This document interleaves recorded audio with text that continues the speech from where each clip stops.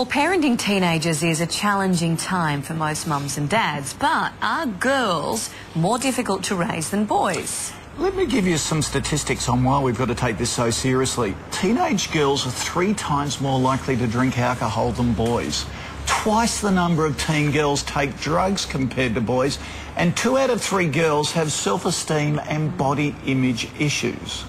So how do you raise a healthy, happy young woman? Well, joining us is author and educator Dannielle Miller. Good morning to you. Good morning. Thanks for coming in. Pleasure. Those stats are frightening. Yeah. Could you say what the single biggest issue is facing young girls, teenage girls? I think one of the biggest issues with young girls is that on the surface they can look like they're doing so well. They can be excelling academically, they can have lots of friends and seem super confident, but silently they can be imploding and behind closed bedroom doors. So depression, is that Well, how you categorize? depression, anxiety, but lots of issues for girls around body image. How do I define myself? What is my currency? Is it being thin? Is it being beautiful? Is it being hot? And yet, while we've come so far, it seems the ultimate glass ceiling might well be our bathroom mirrors. Wow. So do you think parents recognise this, or are they too afraid to scratch the surface? Well, I think many parents are very concerned about their daughters, and there's a notion in society that teen girls will be really difficult, that they'll be divas, and that will be a really tumultuous time. It needn't be.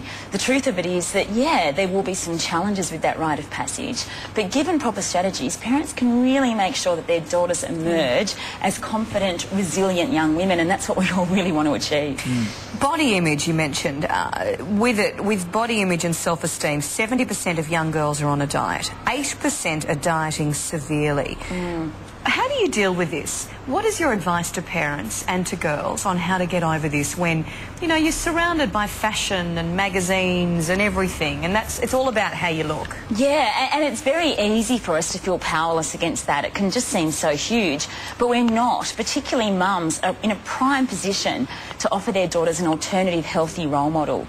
Girls can't be what they can't see. So if mum is also always on a diet or lamenting the ageing process, then it's probably not surprising that their daughters are going to think, oh, gee, getting to be a big girl is not going to be a lot of fun and is really going to involve me doing a lot of changing.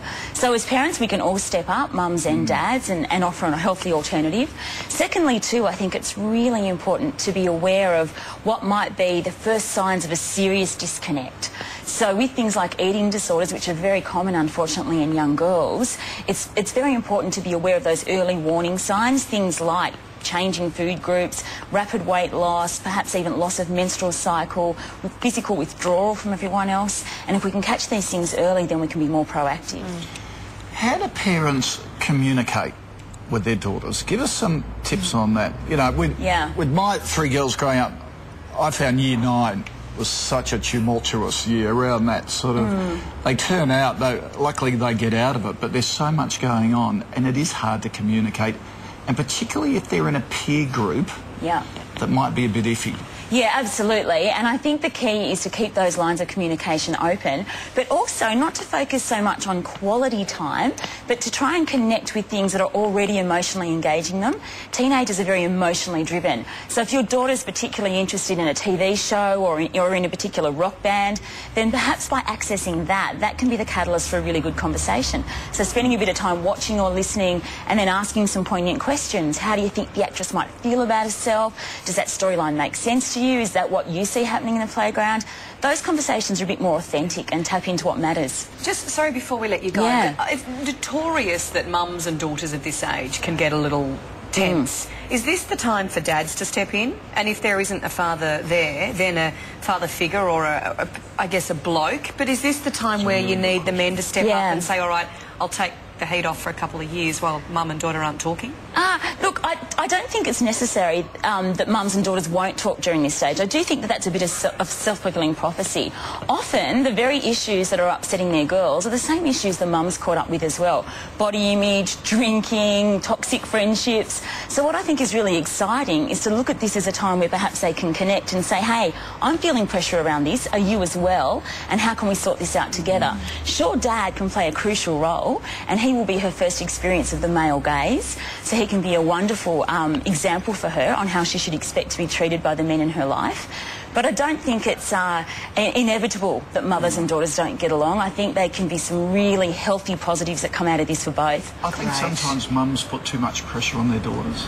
Yeah. Sort of talk about, oh, you know, you put a bit of weight on, or, you know, do you have a boyfriend and things like that? Yeah, we need to take the focus off that and make our currency based on so much more than just how we look. Exactly. Thank you, Dannielle. Lovely to talk to you. Joy. Really appreciate it. Now, Dannielle has written a book on raising teenage girls. It's called The Butterfly Effect, and it's out now.